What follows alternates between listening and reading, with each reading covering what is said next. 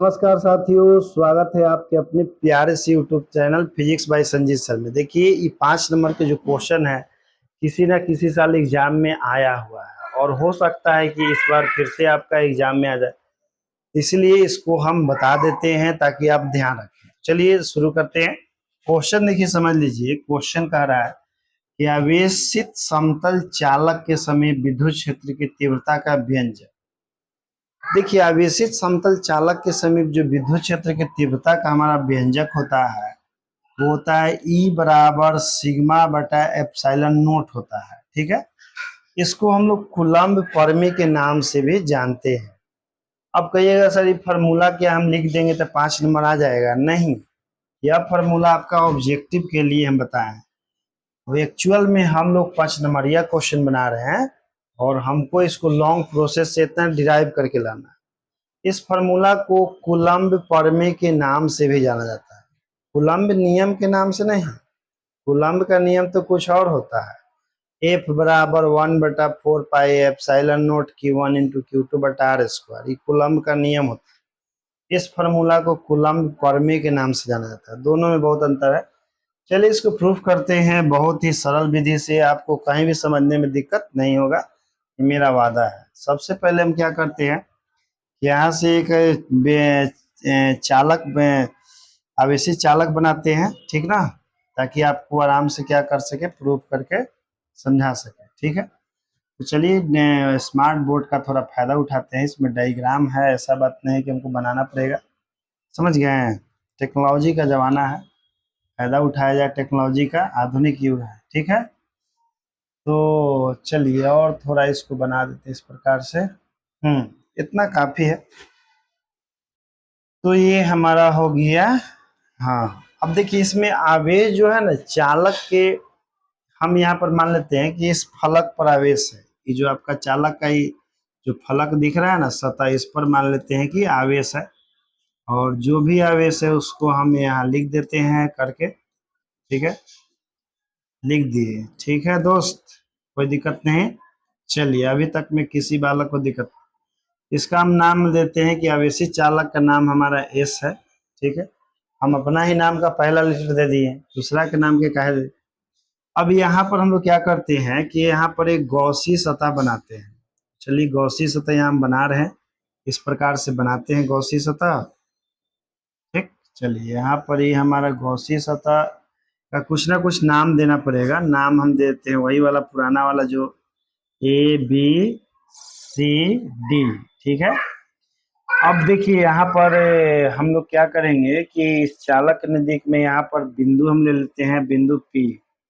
यहीं पर हमको विद्युत क्षेत्र का मान ज्ञात करना है, तो यहाँ विद्युत क्षेत्र का डायरेक्शन इसमें होगा, और इसका एरिया का मान लेते हैं कि एरिया हमारा DA है। एरिया जो है इसका DA है। अब देखिए एक एरिया हमको और भी काटना है, यहाँ पर एक एरिया लेना है, यहाँ एक एरिया लेना है। इस एरिया का हम मान लेते हैं कि ये भी हमारा एरिया DA ही है। ठीक है, और यहाँ आवेश का पृष्ठ घनत्व हम लोग सिग्मा मान लेते हैं।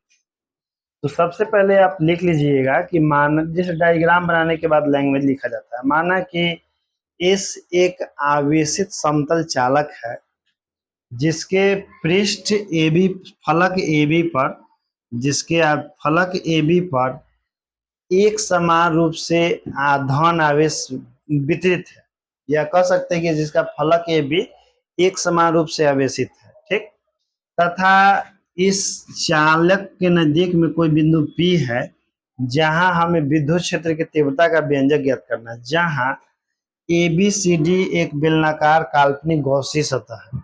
जहां ABCD एक बेलनाकार है काल्पनिक गौसी सतह है। काल्पनिक इसलिए बोलते हैं क्योंकि वास्तव में ऐसा कोई गौसी सतह यहाँ होता नहीं है, तो आप अच्छा लगेगा डॉट डॉट से रिप्रेजेंट कर दे तो समझ गए, ज्यादा अच्छा रहेगा कि डॉट डॉट से क्या कर दीजिए, हम दर्शा दीजिए।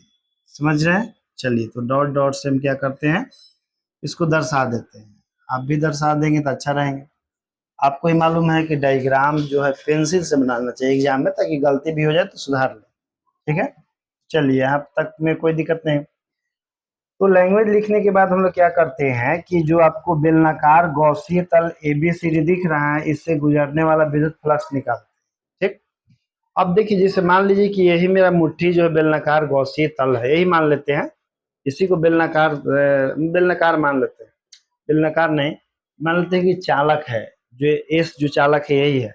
इसमें देखिए ई वाला मान लीजिए गौसीय तल है, ई वाला जो है गौसीय तल है।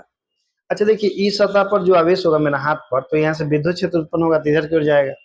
अच्छा ई वाला जो भाग है ये तो अंदर में है, चालक के अंदर। हम लोग बात जानते हैं कि किसी भी चालक के सतह से जब विद्युत क्षेत्र उत्पन्न होता है तो सतह से लंबवत बाहर की ओर जाता है, सतह के अंदर नहीं जाता है। तो ई वाला जो मेरा बेलनाकार गौसी तल एबीसीडी का जो भाग है चालक के अंदर है, तो अंदर से होकर के कोई विद्युत क्षेत्र गुजरता ही नहीं है, सतह के लंबवत बाहर की ओर गुजरता है। ठीक। और देखिए यहाँ जो ई जो भाग जो है जो मेरा गोएथिक है, तो ई वाला जो एरिया होगा यहाँ, चलिए इसे बनाते हैं, ई जो एरिया है तो यहाँ से विद्युत क्षेत्र जो उत्पन्न हो रहा है इसी के डायरेक्शन में है, ई वाला एरिया का डायरेक्शन इधर की ओर है, तो दोनों एक ही डायरेक्शन में, यानी कि यहाँ पर विद्युत क्षेत्र और एरिया दोनों एक ही डायरेक्शन में होगा। लेकिन यहाँ देखिए यहाँ पर जैसे ये जो पृष्ठीय क्षेत्रफल है, तो पृष्ठीय क्षेत्रफल का डायरेक्शन या तो ऊपर की ओर होगा, या तो इधर की ओर होगा, या तो नीचे की ओर होगा। अब विद्युत क्षेत्र यहाँ से ऐसे गुजरेगा, तो विद्युत क्षेत्र गुजरेगा इससे, इसका डायरेक्शन होगा ऊपर की ओर या नीचे की ओर, तो 90 डिग्री कोण बनाएगा। इधर की ओर भी होगा तो 90 डिग्री कोण बनाएगा, ठीक ना। तो ये जो पृष्ठीय क्षेत्रफल जो आपको दिख रहा है, यहाँ से गुजरने वाले फ्लक्स का मान 0 होगा। कहने का मतलब है ये जो बेलनाकार गौसी सतह एबीसीडी है, इसमें केवल एक ही जगह से फ्लक्स गुजरेगा, वो कौन है, सतह सीडी, क्योंकि अंदर से होकर विद्युत क्षेत्र गुजरेगा नहीं, तो एबी से गुजरने वाला कोई विद्युत फ्लक्स नहीं होगा। यहाँ जो हम लोग एरिया लिए छोटा सा डी ए, इसका डायरेक्शन ऊपर की ओर है और विद्युत क्षेत्र इस डायरेक्शन में है, तो यहाँ भी फ्लक्स 0 हो जाएगा 90 डिग्री होने का। यहाँ पर केवल मेरा विद्युत फ्लक्स होगा। ठीक। तो लैंग्वेज लिखने के बाद हम लोग क्या लिखते हैं कि बेलनाकार गौसी सतह एबीसीडी से होकर गुजरने वाला कुल विद्युत फ्लक्स, तो 3 जगह जो विद्युत फ्लक्स है उसमें से एक जगह यहाँ भी 0 है, यहाँ भी 0 है, केवल यहाँ पर ही मेरा बचेगा।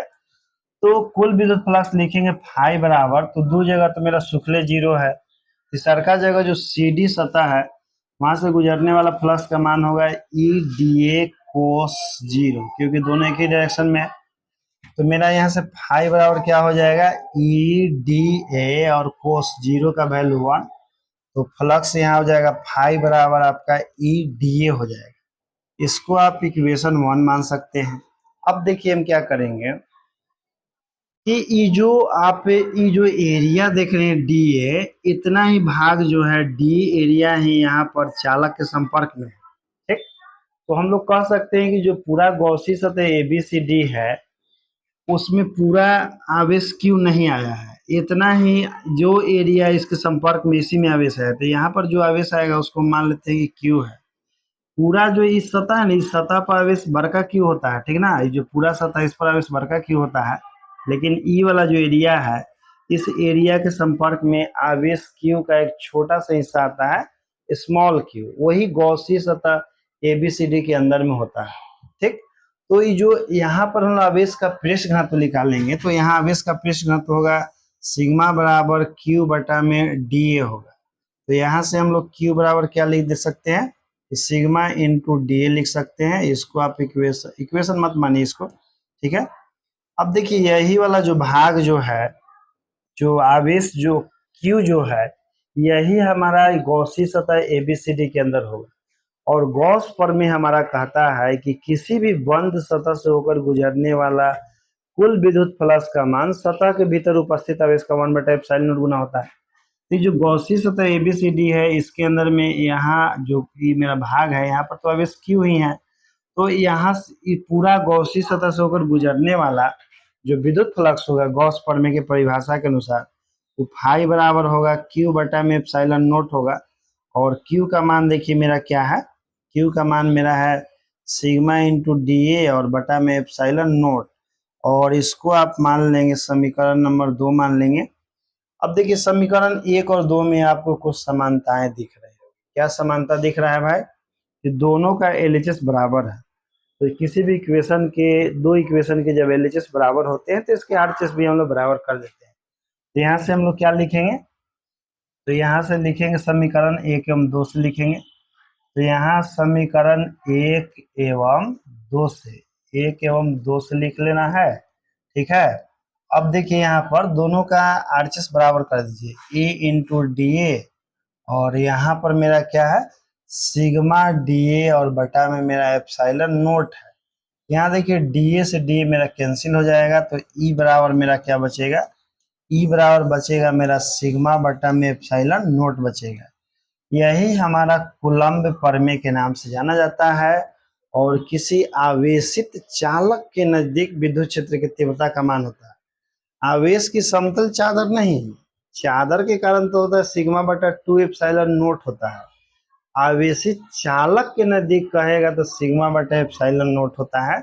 बढ़िया से ध्यान रखिएगा, क्योंकि दोनों जो आता है ना, कॉन्सेप्ट क्लियर नहीं रहेगा तो कंफ्यूजन हो जाएगा। तो आवेशित चालक है ये, और वो जो था आवेशित चादर था, दोनों में अंतर होता है। अब देखिए जिन विद्यार्थियों को भी पीडीएफ नोट्स चाहिए, चाहे हैंड राइटिंग वाला हो चाहे टाइपिंग किया हो, तो आप इस नंबर पर संपर्क कर लीजिएगा। नंबर हम आपको बताते हैं, नंबर है 7488455317। आप व्हाट्सएप के माध्यम से भी संपर्क कर सकते हैं, कॉलिंग भी कर सकते हैं। एक और नंबर है, यदि किसी एक पर ना लगे तो दूसरा पर ट्राई कर लीजिएगा, 9504768169। आप दोनों में से किसी भी नंबर पर हमसे संपर्क कर सकते हैं। ठीक है, तो आज के लिए इतना ही। जय हिंद, मिलते हैं आपसे अगला वीडियो में।